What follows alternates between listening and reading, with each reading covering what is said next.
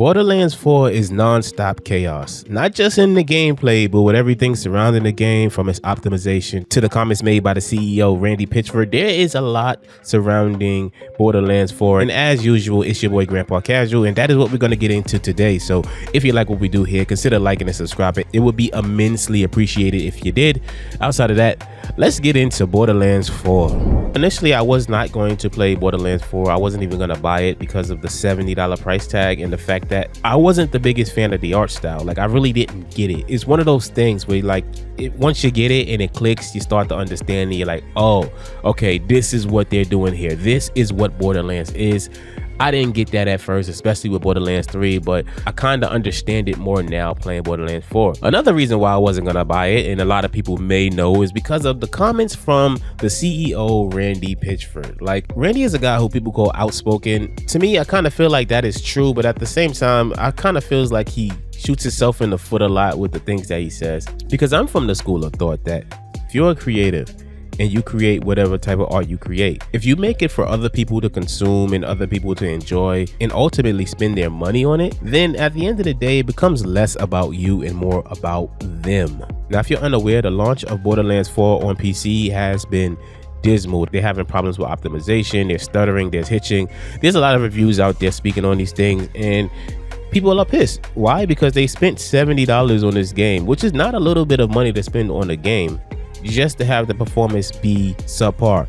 And I think people are really frustrated, not just because of Borderlands 4, but because this has been a common thing throughout AAA gaming so far. It's kind of like games get rushed out there half-baked, and then they tell their fan base, hey, listen, relax, we're gonna fix this, don't worry, we got a patch for you, we're gonna fix this up, thank you for your bread, thank you for your money, but give us a couple days, give us a few weeks, we are going to make this game worth your money eventually. And a lot of people are upset with that, and a lot of people feel as if that is not how things should work, and I agree. But Randy takes things a step further, in my opinion.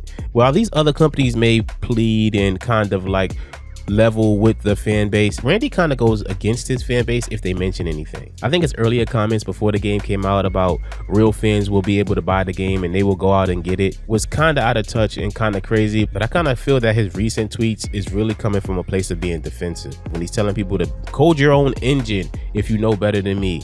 And a lot of the fans out there feels like he's taking offense to this and lashing out at them for simply saying, hey, this game isn't optimized, we paid for this game, we don't want to pay for a game that's half-baked. We don't want to pay for a game that doesn't run on a PC that is of the higher standard. Some people have really beefy rigs and the game is still not running as it should. And I've seen a lot of people in this comment saying, listen, I'm not buying the game because of the performance or the optimization. I could have dealt with that. I'm not buying the game because of how you're responding to people, how you're reacting to the criticism of the game. Now, I will say that Randy is a human being, and I will say that he has the right to be upset, but at the same time, so does the player base. So does the person who spent a lot on the game, a lot on their PC to make sure that they're able to run whatever games come out. And for you to say, well, guess what? Your PC still isn't good enough. You need to get a better PC than what you have to be able to play this game. And a lot of that stuff and narrative that Randy has been spewing is something that really turned me off at first. But for some strange reason, I still went and did it. I still went and brought the game. I still wanted to try it out because it looked cool. When the gameplay was first revealed and they delayed GTA 6, I remember doing a review on the gameplay. You can check out that video right here. And I'm like, this game looks fun. I'm actually going to play this game. It looks great. It looks like they heard everything that the community said, and now they're acting on it. Now, from my personal experience, I'm playing on Xbox Series S. Now, in terms of hardware and specs, this is like the bottom of the barrel. Not saying that Series S is trash or anything like that. This isn't the most beefy machine that you can optimize a game for. Like, a lot of other companies and developers out there, they will actually wait because they had to figure out how to get something to run on a Series S. But from my experience on the Series S, I haven't had a single problem. I haven't had a stutter, I haven't had a hitch, I haven't had a bug, I haven't had a crash. Well, I did have bugs, but they were like few and far between. I can't even remember any of them to tell you. I haven't had a crash. I haven't had anything like that happen when I've been playing. And I've played the game for around 15 hours or so far. And so far, it's been smooth sailing for me personally. I'm no game dev, so I can't really break down how it will work seamlessly on a Series S, but not work seamlessly on a PC that costs thousands of dollars. I really don't know. I have a PC myself and it's fairly up to date, but I opted to play on my Series S because I like playing on console way more than I like playing on PC. That's just my thing. But with that, I know that there are a lot of people who do play on PC and this stuff needs to get addressed. But drama and issue aside, I want to talk a little bit about the game itself. First and foremost, if you've been rocking with me for a while, I need to say thank you so much. But at the same time, I also need to ask you a question. Why did y'all play me? Like, why didn't anybody tell me how good Borderlands actually is? I tried Borderlands 3 and I'm like, it really wasn't for me, you know. Claptrap, I spent a lot of time with him in the beginning of the game. I couldn't personally do it, so I left the game alone. But somebody could have told me, man, listen, you probably want to play 2 to start off, or 1. You don't want to play 3. But at the end of the day, I'm so glad that I did dive into Borderlands 4 because I actually wasn't. And I'm going to get into that in a second. But I must say that this game is it. Like, this game does for me what Elden Ring did for me for Souls games. It really opened my mind up to, okay, this is what this is. This is what this is about. Instead, it was made into a sandbox where I can explore and express myself and find some cool loot, destroy some stuff. You know, it was just cool overall and all around.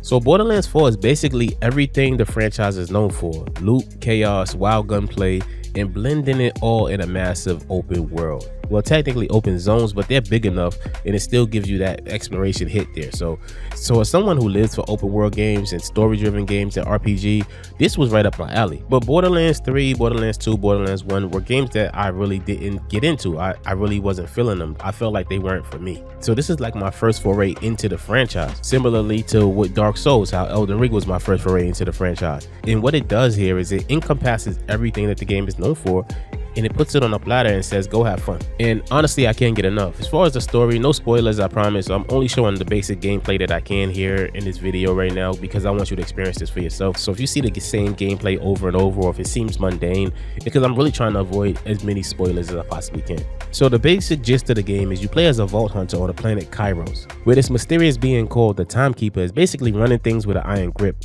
And he's trying to bring you under his control, and it doesn't go as he planned. So from there, it's you and a resistance crew trying to break free from the Timekeeper's vault and take him down at the end of the day. Is the story revolutionary? Not really, but it's enough. It complements the gameplay and it gives the world structure, and it gets out of the way when it needs to.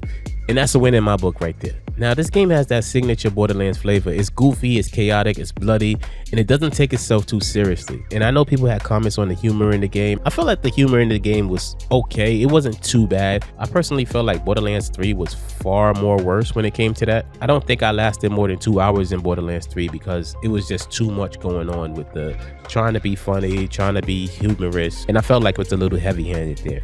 But here, I feel like there's actual moments where it's like the game is not taking itself serious, but it feels like it's kind of serious at the same time. I don't know how to explain it, but there's just enough humor there that's like, okay, it's lighthearted, but at the same time, it feels like, yo, this is really kind of deep when you really think about this here.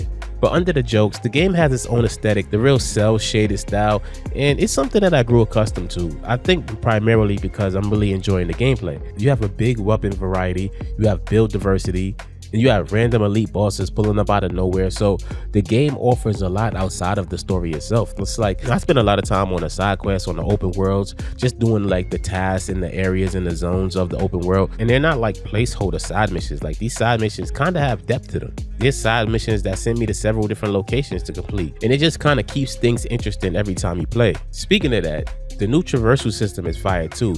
The double jump, the gliding, you have this thing called a digi runner, and it all feels smooth and it keeps you wanting to move through this world. Another thing that I really appreciated about this game is that the game respects your curiosity. It's not super bloated and the game knows how to step back. You even get an option of whether or not you want a mini map on your HUD or not as well. But on the map, you've got some icons, some fog of war, and a bunch of undiscovered areas that invite your exploration. And that's the fun of it, the adventure. You might stumble into something dangerous, you might find a new NPC or some gear, but it always feels like you found it and not the game throwing it in your face and saying, hey, it's over here, go get that. But overall, these are just my initial impressions, and as somebody who's never really been into Borderlands before, this is a perfect jumping on point. Like I said, it reminds me of Elden Ring that got me into Souls games. Before that, I didn't get it. Dark Souls felt too punishing. It felt too closed off. But Elden Ring itself was open, approachable, and endlessly fascinating. And that's how Borderlands 4 feels to me. It's still Borderlands, but now I feel like I get to choose how I experience it. So it's safe to say, if you never touched this series before, this is one to start with. But that's all from me, and if you enjoyed this video, go ahead and hit that like button, subscribe if you're new, and drop a comment down below. Did you ever skip Borderlands because of the style or humor? Are you thinking of jumping in now? I want to know your story. I'm always down to have conversations with you all. Thank you so much for chilling with me today, and I will see you all in the next one. Peace.